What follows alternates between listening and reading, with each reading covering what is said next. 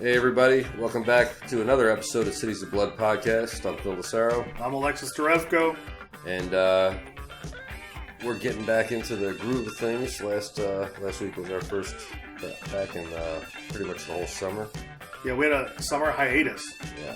But now we're back on our fall schedule. Yep.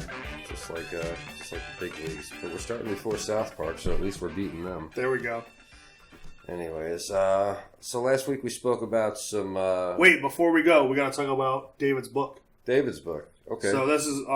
he was on the episode of the show many times last season. This is his new book, 1926, Homicide in America by David Kolchak. I don't know if you can see from here. Yeah. This is a great book. You can pick it up on Amazon. We'll put a link up there for you. And you check out the picture on the cover. That was done by yours truly. But yeah, Dave's a good friend, and that is a really interesting book. He managed to hone in on something that happened in 1926 where, I guess between the Roaring Twenties and everything post-World War I. Prohibition. Everybody went kind of crazy, and he's got a dozen or so. Well, we can read it. So 1926 was the year that Americans all over the country said screw it, and screw it they did. Mixing too much booze, or bootlegged booze, marijuana, cocaine, heroin, with fast cars, sex, and jazz music only led to trouble. The number of allegedly normal people essentially committing ghastly murders in 1926 is astounding. It is like a switch got turned on and some people went mad, unlike any other time in American history. David Kolchak. Check it out. Pick yours up today. And now on to the... now we'll get on to the other things. Dave and I are working on something about Richard Trenton Chase. Okay. I've been sitting on information and even articles that script that I've written for years now. Right. I look. Phil, don't share your script with anyone. We don't want that movie getting stolen like the last one. Yeah, right. So that happens entirely. And yeah, so much for that Dyer Lane script. Yeah. But so the Richard Chase thing, we're just Dave's kind of going around with me, and we're showing. It's more of a tour than anything else because. There's Phil's phone. If you guys didn't remember, Phil, that's why you got to put your phone on silent. The fart phone. Anyways, so we'll be going around from location to location and talking about those crimes in depth with Dave Kolchak there. Kind of like what you guys have been doing with his other book. Yeah, like we did with the other book, and Dave has written about Richard and Richard Chase, and so have I. And he's in the Sacramento City of Blood book. So, we both have. You can also get that on Amazon. Yeah, we've both done our research on this guy. I did a crazy amount years ago, and I still have all the footage where I actually took my 10-speed bike and drove around to every single location. Because I remember you telling me about that. Yeah, I found that that's when you lived in the old place. In the old place, yeah. He was right up the road from me. He went to school up the road from me. Both high school and college, mental institution. I forgot that he was from Sacramento, Greater Sacramento. Well, it's Carmichael area. Yeah, Greater Sacramento. Yeah, so it's in Carmichael. For anybody who knows Sacramento, there is that border on Mission where it says you're entering Carmichael. Yeah. Chase committed his crimes and lived on the Sacramento side, so he wasn't in Carmichael. He was a Sacramento resident. He also went to high school there. I believe that's Mira Loma. Is it Mira Loma? I think it was Mira Loma. Yeah. Yeah, and if not, we're sorry, Mira Loma. Okay. Plus, he went to American River High School, or American River College, rather. Anyways, we're not here to talk about that guy. Last week we touched upon some sexually violent predators that were being released into the Sacramento area. And one of them was that Shazil character, and Shazil, I think was the name.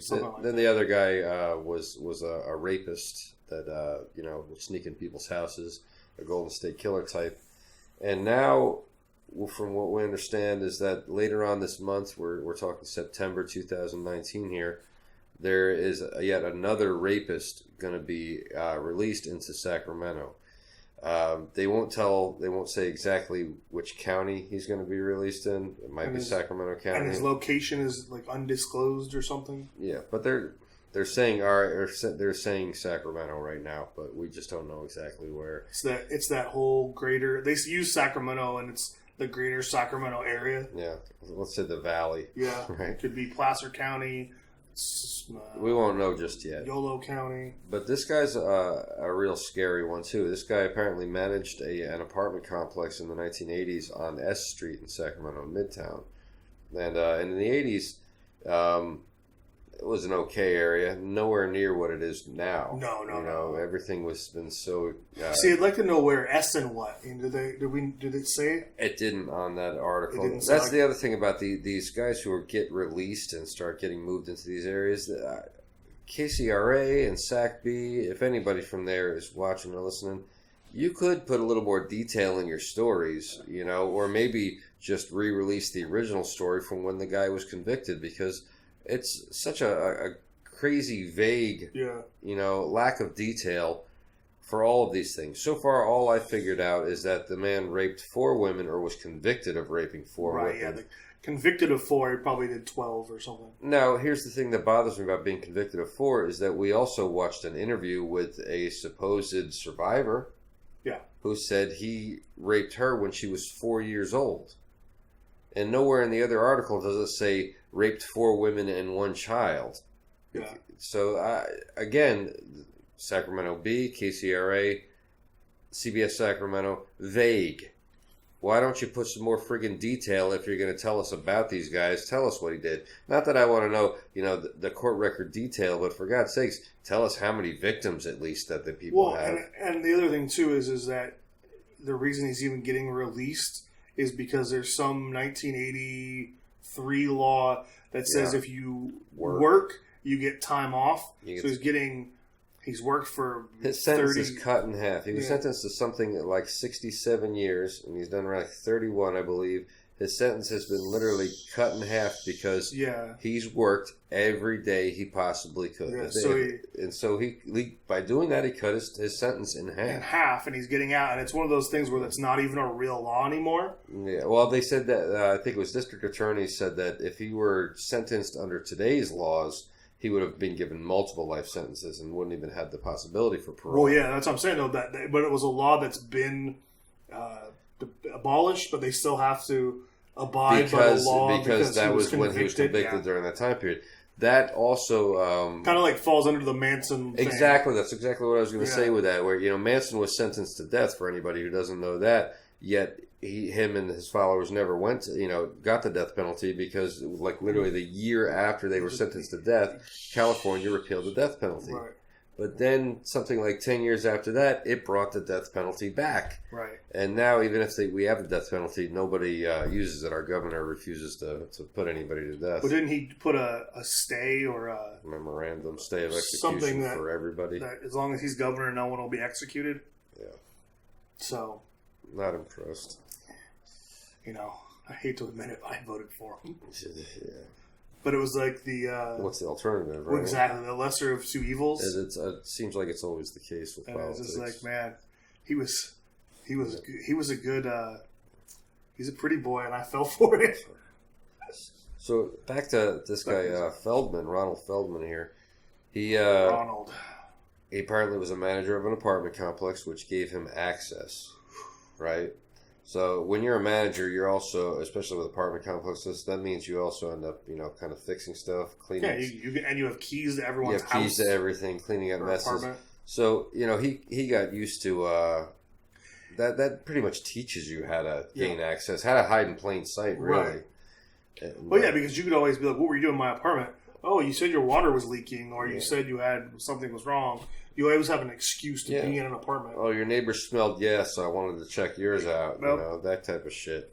So there's always something, always an excuse. And I bet you if it was before 1983, it was there. Like nowadays, you've got to post something on a door, and they've got to call the office to say you could even go in the apartment. Back then, you could just walk in anytime you wanted. Well, have you ever seen a movie called Blue Velvet? Who's in it? Dennis Hopper and Kyle MacLachlan. Probably. It sounds familiar. 80s movie. Great friggin' movie. It's got a Dennis Hopper in it. Of course it's good. Yeah. Anyways, Kyle MacLachlan gains access to Isabella Rossellini's apartment by dressing up like an exterminator. I think I know what you're talking about. All he does is just he throws on a pair of blue coveralls and has one of those little pump spray things and knocks on the door, and that was it. And through there, he was able to steal a key and get in. But that's just how easy it is. And if you work like doing that type of thing, you're emboldened. So I suppose it didn't even have to be in his own apartment complex. If he was smart, he probably did it in some neighboring ones, right? Or ones where they maybe knew who he was, but not sure what his name was. Yeah, something to that effect. I mean. But so they caught him, and he was convicted and sent away for 67 years. He's getting out on 31. Kind of a violent guy. It wasn't. Rape is violent. There's no way to rape somebody in a non-violent way, right? But this bastard tied pillowcases over his victims' heads and beat them, you know. And, very violent. I mean, beyond the rape, it was violent. Just the beatings and things like that. A monster. Now, according to the letter of the law, the United States of America, he's done his time, right? Mm-hmm. He's done this crime, and now he's done his time, and he's supposed to be treated like a free man. However, for anybody, I think it's like a knee-jerk reaction. Do you really want that guy living next to you?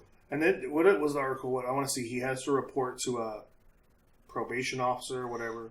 Was it every 9 days? Every 9 or 10 days. Yeah, so it's like... So you're telling me...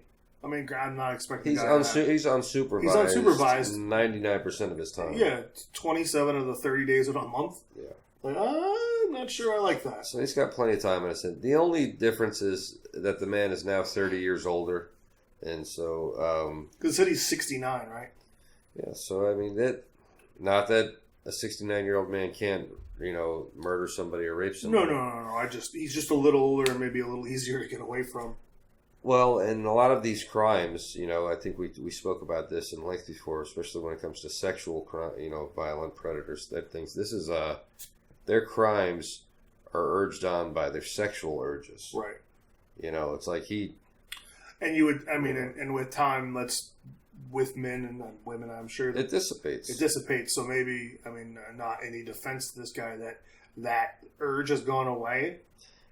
It's possible. Then again, there are the freaks, and the fact that he's done what he's done kind of automatically throws him in freak territory. And that's the thing too, is it's not like if he goes to a doctor and says, "I have ED, I need the little blue pill." They're not going to be like, he doesn't even need that. You can buy it over the counter, right? Well, I think nowadays. But I'm just saying, he can't go to no doctor's going to, unless they know the story. Yeah, they're not going to. They're not going to. Well, no, I'm saying if they don't, unless they know the story, they're not going to say no. Yeah. And then, so there is that. But, that's speaking in a scenario that is way ahead of its time. You also have the, I've watched some of these crazy shows where they show these swingers and people with the alternative lifestyles. HBO was notorious for having that shit back in the day, and I've seen some people that were up there in years and were still getting their freak on. And I'm not saying old people don't have sex, but I'm saying if you're still going to sex clubs in your 50s and 60s. Then that's more than just a sexual urge. You've basically made that like your lifestyle. I hate to even use that terminology, but it's like that's a thing you're into. Like, what's that club down south where he talks about the power exchange? Some shit like that? I think so. Toby would know, right? Oh, Toby. Toby runs one of those clubs now. Does he? Yeah. Oh my God! Why am I not surprised by that? It's like the... You see where I get the clean towels from? It's like I think it's the BDSM one. That's... Jesus. I should look. I'll put it over for him. Oh, man. We love Toby. Yeah, Toby's a great guy. So, but you got to be into that kind of thing, right? It's like, for most guys, at least I'm speaking for myself, after sex is over, I'm pretty much done with sex. Or I'm asleep. It's like, or going to get a sandwich because maybe I'm hungry or whatever, but the last thing I'm thinking about after sex is sex. Oh, he works at something called BAG. I don't know what it stands for. I think it's Bondage A Go-Go. Okay. Shout out to Bondage A Go-Go. But some people who are, what do they call, sex addicts. Well, that's like that's like my friends and I used to. I mean, to get back to sex addicts was the Wade Boggs disease. What? Have you ever heard about Wade Boggs disease, the third baseman for the Red Sox? I've heard of the Wade Boggs challenge with drinking 100 beers on a flight. So it was Wade Boggs apparently banged anything with a vagina from the day he got in the minor leagues till he retired. That's almost every major league ball player. But apparently it was like 5 women a day. It was like that. So he's like the Wilt Chamberlain of baseball. Yeah, and he basically said that it was like a disease. And some player that was on whatever club he was on when this came out said, I'd rather have Wade Boggs' disease than Lou Gehrig's disease. Goddamn right. And like, so that became like a thing with me and my buddies. When we hear this, we're probably 16 years old, 17 years old. And it was like, I got Wade Boggs' disease. We all got it. That's fucking...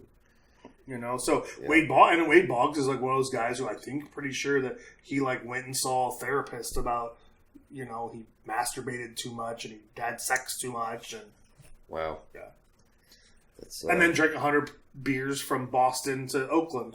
I mean, you know, it was a hell of a constitution on the guy, you know. Oh, well, hey, if you're Wade fucking Boggs. Right. You know. But yeah, I mean, well, Wilt Chamberlain did. How many thousand did he say he slept with? He said he slept with 10,000 women in his career. And people did the math, and it was something like 10 a day. Yeah, or something. It was some crazy shit like that. And they said, you know, he wouldn't have been able to wear pants. You know? Yeah, exactly. It's but for me, I don't know. I love sex. I love women.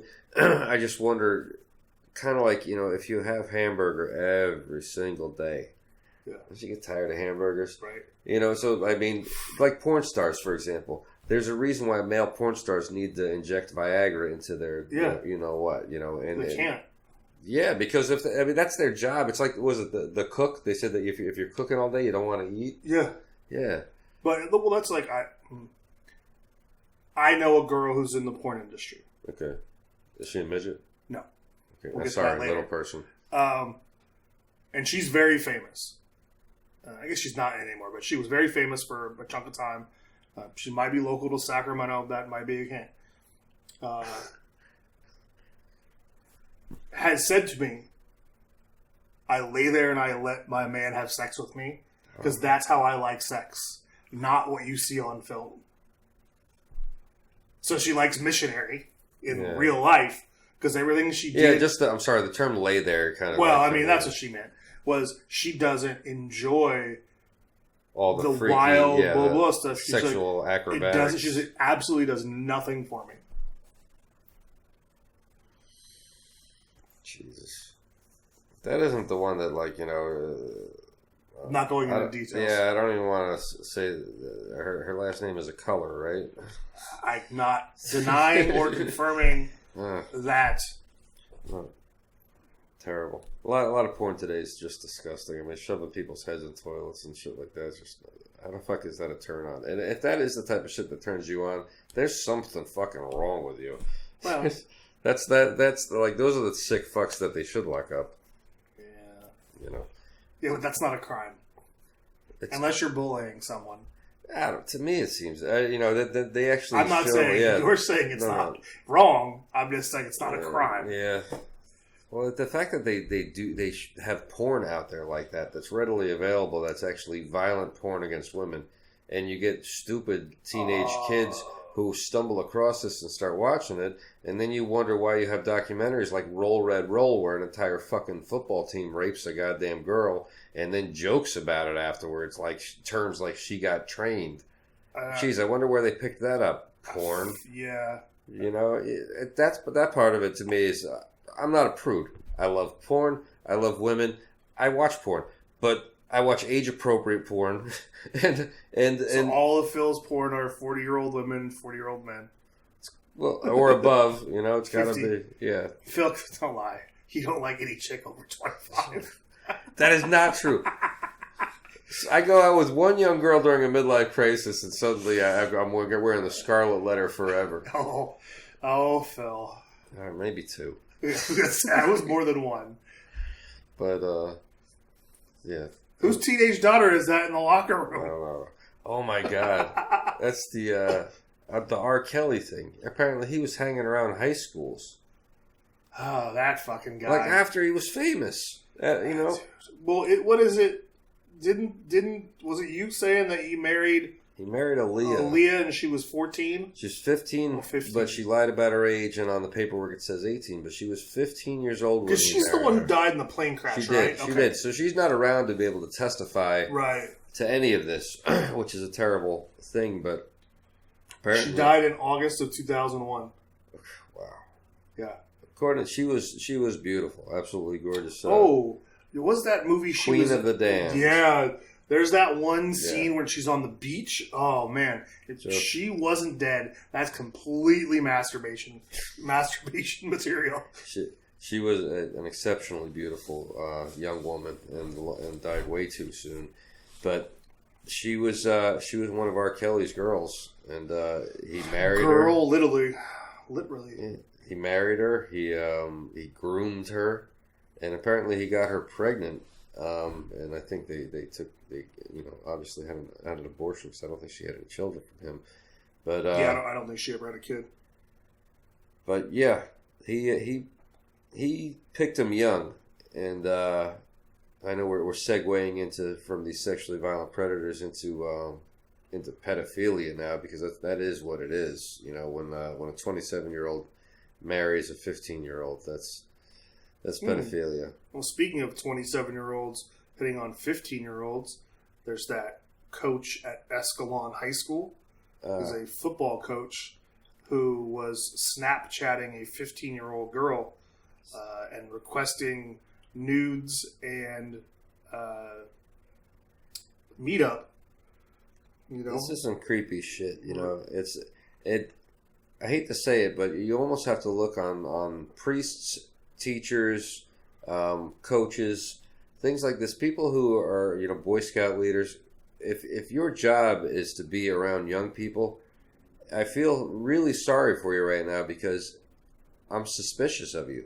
I'm suspicious of anybody who chooses to work with children now, only because it seems like these pedophiles, are opportunists and are selecting their job just so they have access to young women and young men and kids. And then kids, no matter whether they're 17, 18, if they're in school, like high school and below, should be felt safe and not feel like they should be hit on. This is the same by this is teachers. The same shit like Shazil, who went ahead and raped 2 of his karate students or whatever. Right. He's a karate teacher. They're young kids. This guy's a coach. Right. And that, what was it? That's his name, Victor something or other? Yeah, I don't remember his name. Yeah, no, we should call out his name. Yeah. It was the Escalon, California High School. The girl's mother saw an inappropriate messages on her phone and reported them to the school officials, and the school called the police, which was absolutely the right thing to do. 15-year-old female student. Now, when I was a kid, this is how fucked up time periods are when you start going back in time, right? In the 1990s, late 80s, I was in high school, and I remember going to Toms River High School North in Toms River, New Jersey, and we had a school teacher who was a high school football coach. I wish I could remember his name, because I would say it on here. But anyways, he was a football coach in high school North during my freshman year, which I think was 87. And anyways, God, you're old. Yeah, I'm old. And so, anyways, all of a sudden there was this rumor, and he got fired, that he had gotten one of the students pregnant there, right? It was kept hush-hush. Nobody really mentioned it. There was nothing in the newspapers about it. It was just suddenly this coach disappeared, and rumors are this one student kind of like left the school too. I happened to go to 3 different high schools in my town, all 3 of them, right? And so by the time I got to the 3rd high school, which was High School East, this same teacher was working for that high school and was teaching geometry. But I went to Cordova High. Shout out our high schools here in Rancho Cordova, and we had a teacher just the opposite, that was super smoking hot. She was. I remember her being like a teacher in junior high, like maybe 8th grade, and like fresh out of college.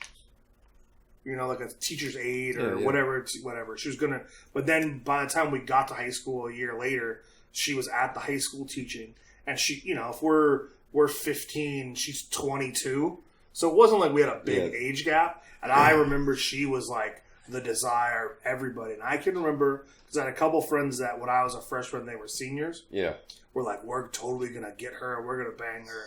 Well, and it never happened because I think she was dating like an NFL player or something, or you know, she had like a big ass boyfriend. I remember that, and but it's like the difference between men and women. Yeah, if you know, boys say it, their dads go, "Oh yeah, son, go ahead." Oh yeah, you know. But a girl says it, and their dad's like, "You're not leaving the house until you graduate college." Oh yeah, no, there's a terrible double standard there, no doubt.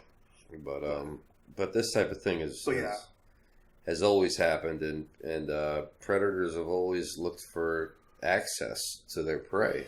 Well, and that's, I think we brought up last week, or we brought up in even last season's episodes, was that you have these people who are teachers, coaches, instructors. Yeah, this guy's name was, I think, Victor Carrillo. Yeah, Victor Carrillo is the name.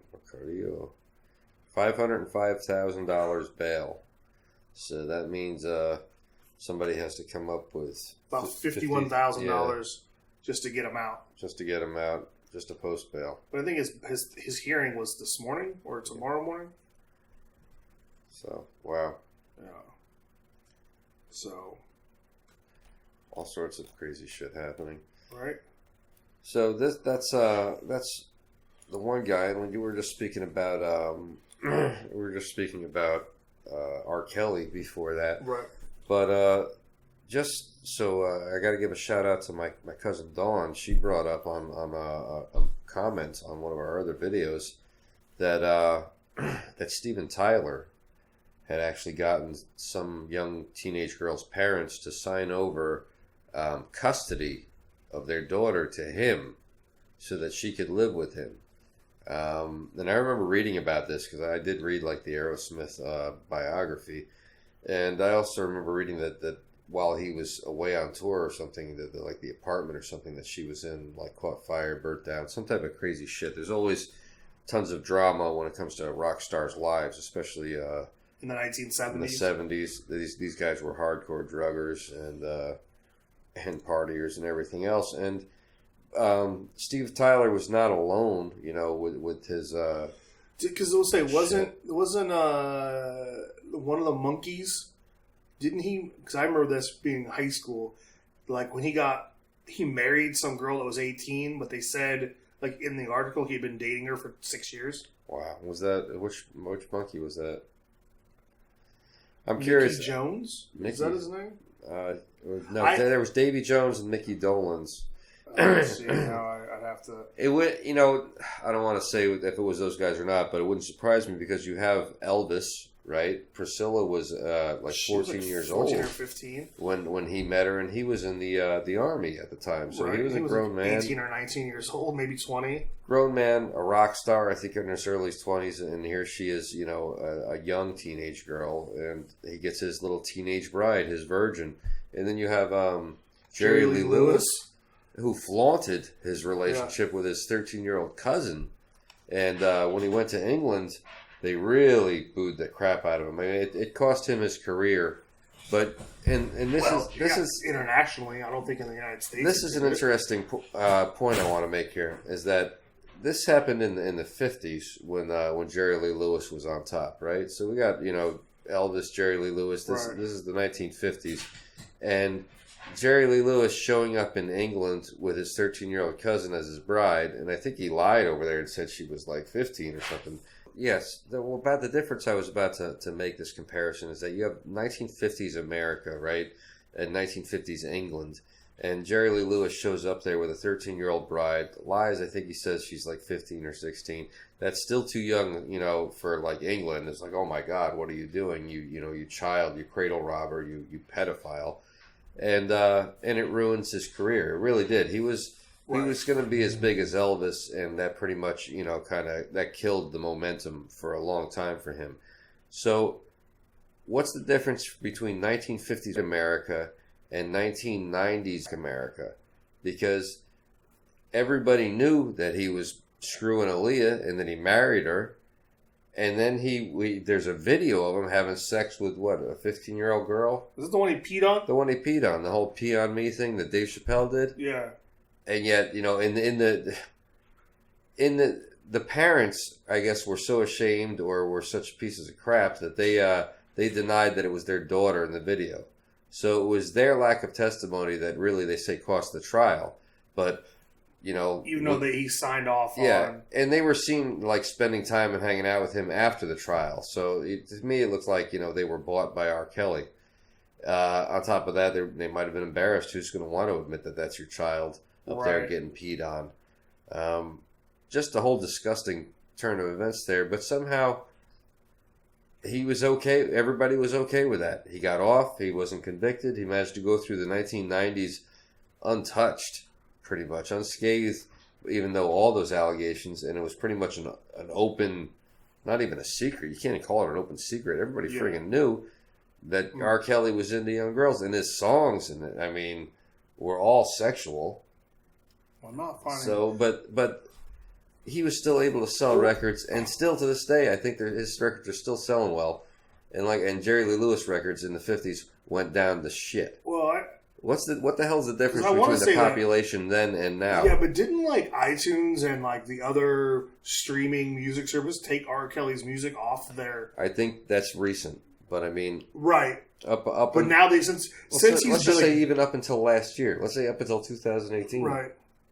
Yeah, but you know how it is. If you're not, it's one of those weird things in America, and I'm not defending this, but this is how it is. Is if you're convicted, you're guilty. If you're not convicted, everyone pretends like it didn't happen. But then there's the people that get found not guilty, and they still say they're guilty. Yeah, like the OJ. OJ, Robert. You're talking about Blake, Robert Blake. Robert Blake. I'm sure there's other people. I'm just blanking on. What's his name? Did Phil? What the hell is his name? The music guy. The one with the crazy hair. Who shot that woman? I can't think of his last name. It's escaping me right now. He's a very famous music producer. Yeah, the guy has the big afro. Yeah, right? yeah. Well, he wears wigs. He's a real weird, eccentric guy. But anyways, he did. Or even Kevin Spacey. His case. Every single case of Kevin Spacey is falling apart. Whether he did it or not, it's falling apart at the seams. One of the guys who was suing him for a 2006 alleged inappropriate touching or something, died. Literally, what's today? Today's the 17th, and I think the guy died 6 days ago. It seems like some people can get away with a lot. I mean, we can go back to we haven't spoken about Cosby, but because nobody. Well, we talked about Cosby when it happened. Yeah, when it happened, but nobody wants to talk about it. It's like, how was that a secret for so many years? I mean, but was it a secret? Because there's that famous clip with him and Larry King talking about. Oh, he talks about the Spanish Fly. No, they talk about Quaaludes. Yes, yeah. Oh, you give them you drop a little pill in their drink and call it a Quaalude, and they're like, ha ha ha ha. Well, it's funny. They're cracking up about that shit, and I watched the Cosby Show, but when I was a kid, I didn't watch Larry King, so I don't remember seeing that until when they brought those back up. And it's ridiculous that was that much of a secret. And then you have in England, the Jimmy Savile guy did the same thing, guys. And his shit didn't even come out until after he was dead. So he really, he won. Nobody ever did. He never spent a day in jail for any of the crazy shit he did. And I guess what it comes down to it's if you have enough money, then you can pretty much get whatever the hell you want. And if you're well, also I feel like too with Cosby, he was so powerful in Hollywood. Yeah, I mean, I think at some point he was probably the most powerful black man in Hollywood. Yeah, he was. I mean, right. At least when it came to television, he's a billionaire. And how many people hit that number? Right, and nobody was going to say anything because he was so powerful. I grew up listening. You're talking to about Phil his tapes. Spector? Yeah, Phil Spector. And I thought he was convicted though. I'm looking up right now. But still, there's a long history of people, getting away with murder. Besides OJ, and that was crazy. He was sentenced to 19 years to life in prison. So he's probably out now on bail if he's not dead. But oh yeah, he killed Lana Clarkson. She was hot. Yeah, that was a crazy story, but he's a crazy person. So, anyways, we started off this podcast, talking about sexually violent predators that are coming into Sacramento, and then we kind of segued into, I guess, pedophiles, or guys who they're pedophiles, but the guys who have classically gone after young women, and to throw another one under this bus is Charlie Chaplin. Charlie Chaplin apparently the same kind of shit. 14-year-old girls, 15-year-old girls, grooming young girls, that kind of crazy shit. I don't know if he went to the extent of where R. Kelly, where he kept like 4 or 5 of them in the same house as his and controlled their whereabouts and, somehow spent the entire day manipulating them to where they would never bump into one another, even though they were all in the same house. I mean, that is some time-consuming shit there, Robert. Oh man, look at that's Phil Spector now. He's a crazy-looking fucker, completely bald. Those wigs were just absolutely friggin' absurd. His big Phil Spector's big contribution was the wall of sound. Honestly, Anyways, I've heard of him. I just wasn't sure. You know who Ronnie Spector is? Oh, by the way, guess where he's in prison at? Folsom? Stockton. Stockton. Huh? Stockton, motherfucker. What's the Nate Diaz is? He produced hits for the Beatles, Diana Ross, Tina Turner. Speaking of Stockton, did you see that footage of that Marine breaking up that fight at a Stockton high school? Oh, man.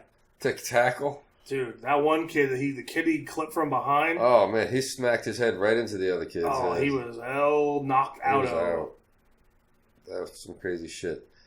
I'm sorry for the kids who got hurt with that, but I have to laugh a little bit because, the Marines' response were like, he saw the situation, he decided to take action, Yeah. They completely, kind of like, whitewashed, snowball. Yeah, sweep this one aside. I'm just going to, as a former Marine, that's exactly what you were ready to do after boot camp. To do it like... He was a PFC, so to put you in the right mindset, this kid has just come back from boot camp.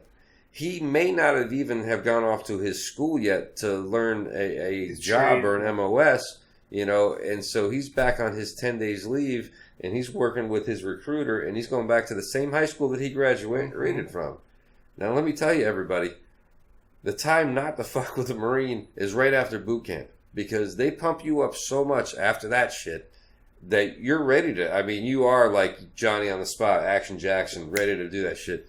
And man, he was running full blast. He hit those 2 kids from behind, and boom, neutralized the situation, neutralized the threat. That was even the kid that got hit second. He just like when the teacher or whatever it was that got him up, he was out on his feet. Like he was like bang. And the other kid was just done. So out cold. Yeah, it's it's one of those kudos, but maybe not so much.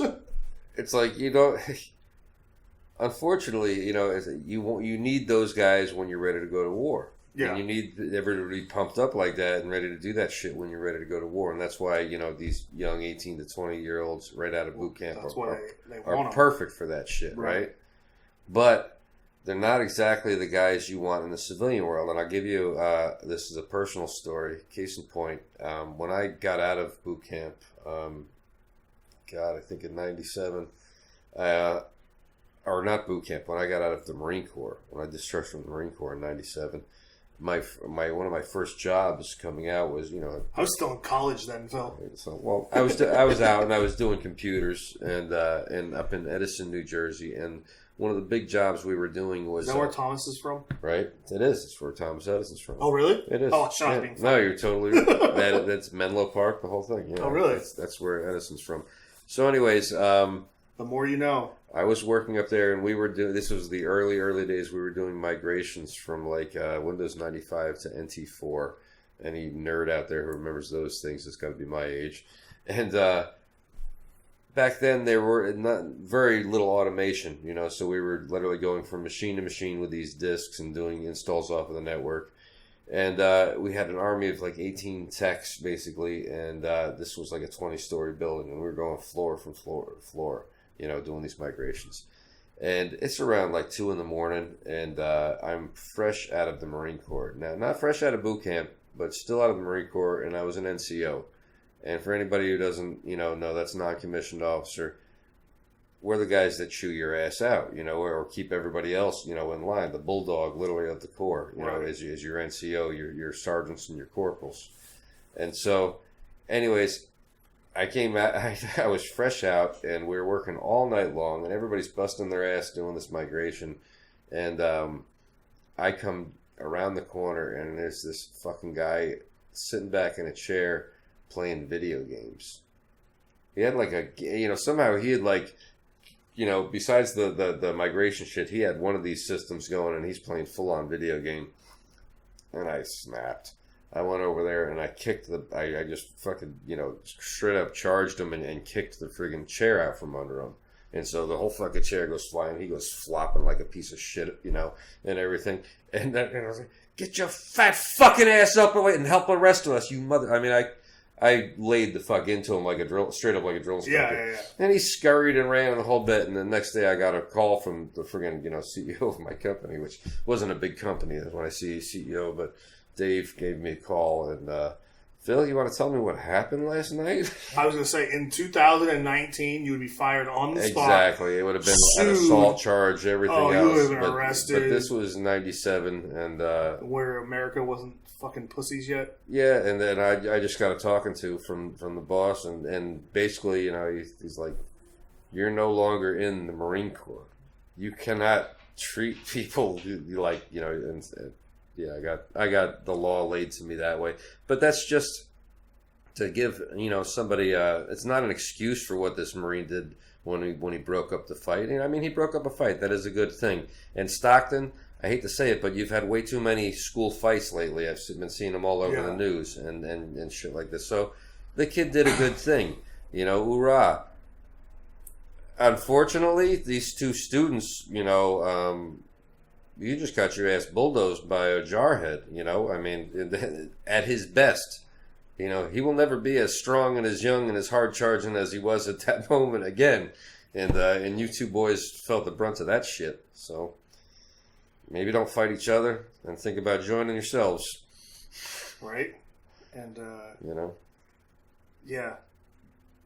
Learn how to throw a punch, too, because you guys look like shit. Well, that's the thing. Don't get so close to each other if you're about to fight. I hate that thing where everybody gets nose to nose. It's just like they were throwing punches like this. Are you even you can't even hit him. If somebody's nose to nose with you, you're completely exposed. Yeah. Yeah. Wow. Silly kids these days. They are. Nobody knows how to fight. And you would think with all the MMA shit going on, that's the scary part. Is it seems like most of them don't, but there's a handful of you little motherfuckers out there that do. Yeah. And that's the little ones you don't know. Yeah, and hey, kudos for training, boys. Just learn to control yourselves, and when somebody's out, they're fucking out. Right. That's all I'm gonna say for that. Don't kill somebody. Anyways, I don't know. We went from sexually violent predators to rock stars who like young girls to now Marines breaking up fights in high schools and shit. Let's see. Did we talk about the Emmett Till sign getting shot up? Terrible thing there. So, 58 years after he was murdered for allegedly whistling at a white woman, the sign that was a memorial that was out in front of like a memorial foundation was shot up about 35 days after they just replaced it. This just shows you how many racists there still are in this country, and unfortunately, especially in Mississippi, it seems. Now, the articles that we've read say this could be the work of one person, right? And that's possible. But normally somebody sees something or knows something, and most assholes who do this type of shit brag. I'll say, or most places that would be like a foundation would have, I don't know, cameras. You would think. But I don't think it's at a foundation. I think the foundation paid for the memorial. I believe the memorial probably is at the location where the murder occurred. So then I thought it said it was like outside of the foundation. Because I'm familiar with the Emmett Till story, and the murder was not like out in the open somewhere. Apparently, it was off the beaten path a little bit, and which is what allowed to transpire. Which, if anybody who hasn't heard of this, I encourage you to look at it at least once, and then maybe never look at it again, because it's a horrific image. And this was this young man's mother chose to have an open casket funeral so the world could see what these two sons of bitches did to her son. And they got off scot-fucking-free. So there was no justice in Mississippi and for the woman Emmett Till. who even said he whistled at her recounted her story back in the 90s. It was all bullshit. Yeah, it was all bullshit. Yep. There's a documentary I sent to Elza not that long ago. I will mention it next time, but it's a really good one. It was taken around the 80s in the South.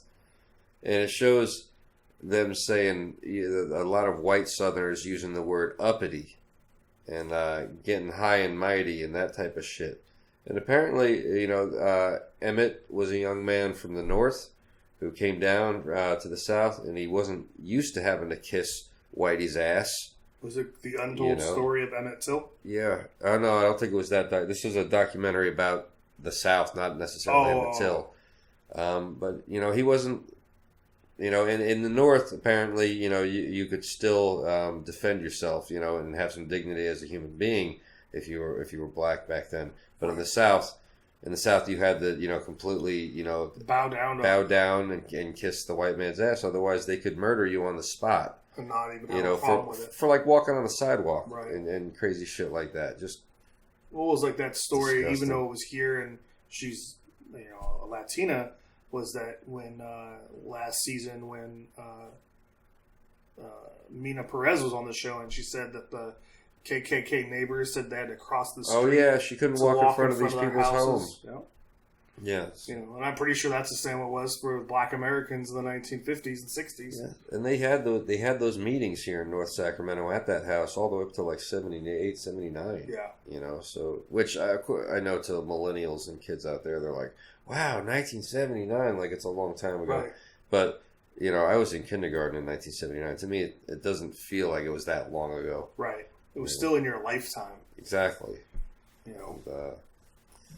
But that's a terrible thing, and Mississippi should be ashamed. And anybody who knows anything about the vandalism of that sign, if you're not stepping up, then you must be a racist piece of shit too. Yep. Because somebody ought to turn that son of a bitch in. That's just ridiculous. And it was also they didn't shoot it with a shotgun. It was a semi-automatic, high-powered weapon. It's just so ridiculous, and the man's already been dead 60 years almost.